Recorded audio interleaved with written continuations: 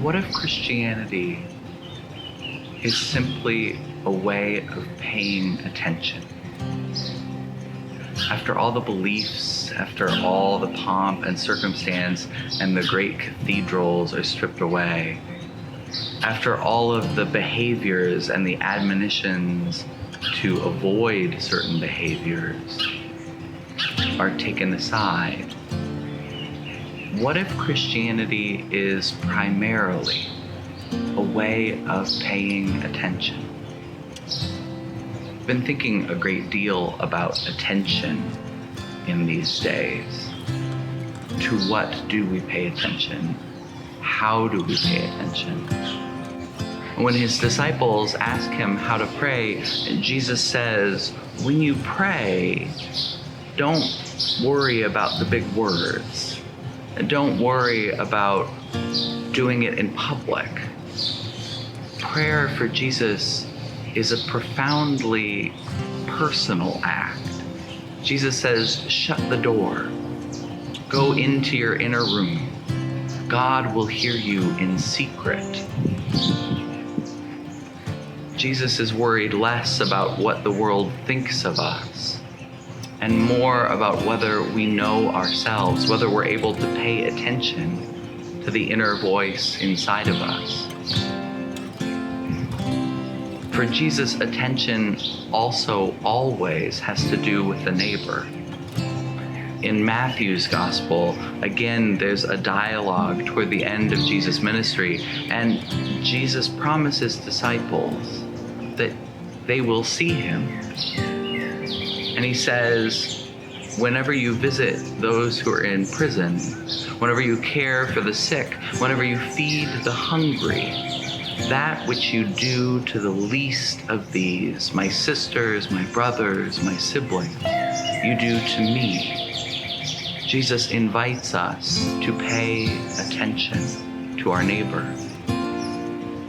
And finally, in Christianity, there's an invitation to pay attention to the presence of God.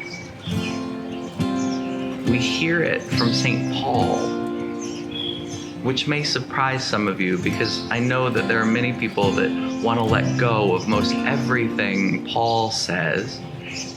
But in the book of Acts, there's this scene. Paul is at the Areopagus, which is a hill, sometimes known as Mars Hill in Athens, and he's speaking with the Athenians. And I love this dialogue with Paul, and it's part of why I chose to preach this sermon here in Tower Grove Park.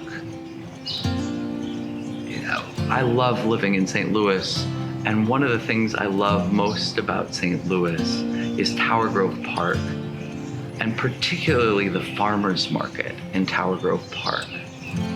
In normal times, pre-pandemic, right here in this pavilion, I didn't come here just because I needed an excuse to come out of my house. This place reminds me of what Paul would have seen. When the farmer's market is here behind me, when it's bustling, you run into neighbors. There are all sorts of folks selling fruit and vegetables. There are the Amish folks with the big beards.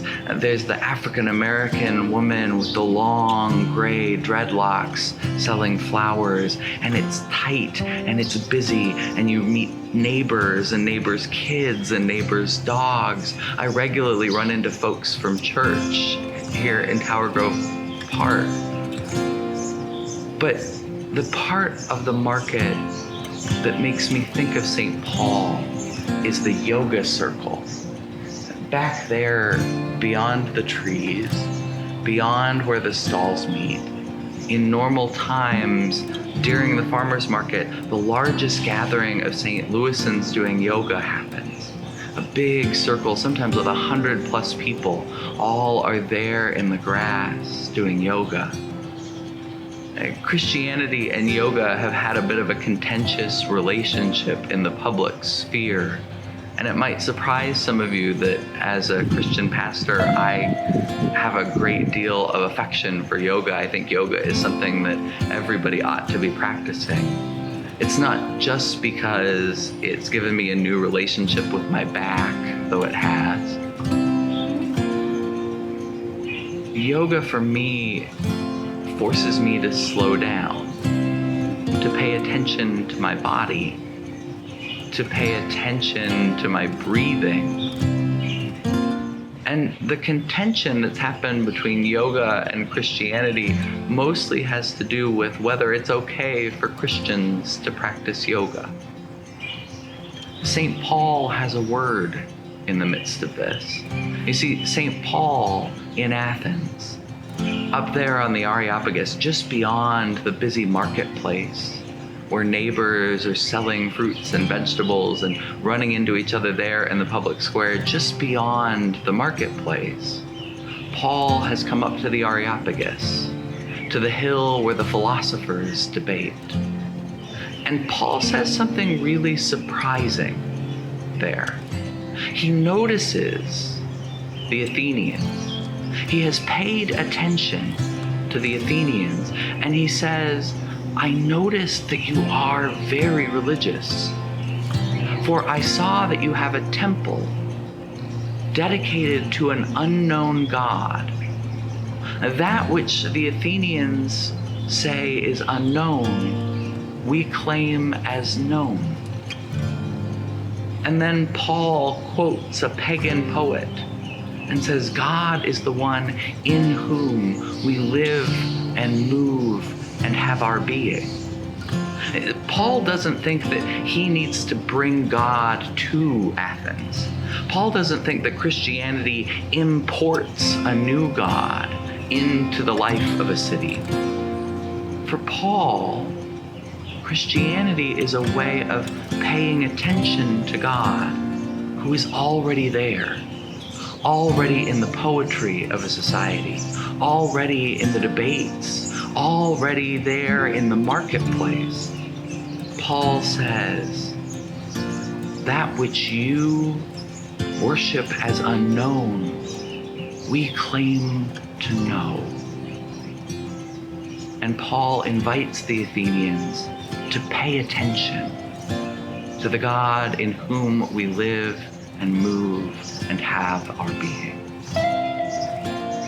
These are difficult days. We don't know when that farmer's market will resume looking like the market I love. I don't know when I'll be able to gather in a group to do yoga or to break bread at church. But in the midst of it all, we're invited to pay attention to ourselves, to use some of the time that we're spending alone to get quiet, to know ourselves a bit more deeply. Because Jesus says, you will realize, if you pay attention, you are in me as I am in God. At the very heart of ourselves is the one in whom we live and move and have our being.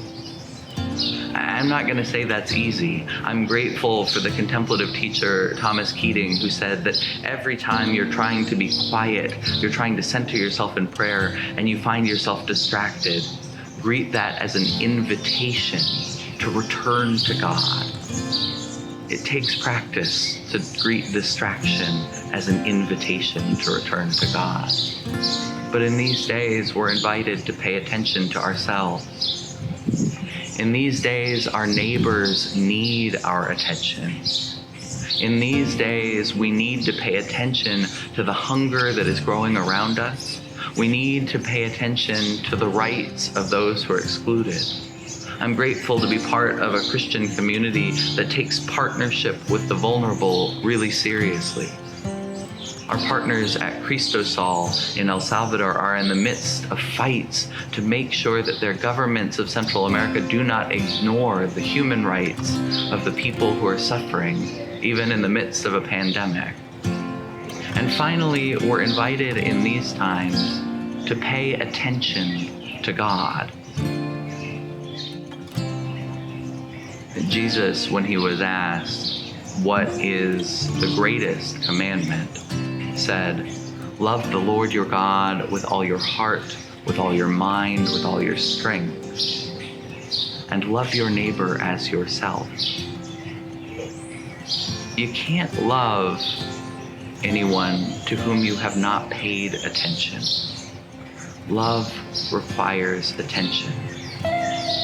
In these days, if we are to follow that great commandment, if we are to love God, love our neighbors, love ourselves, what if we thought of Christianity first as a way of paying attention?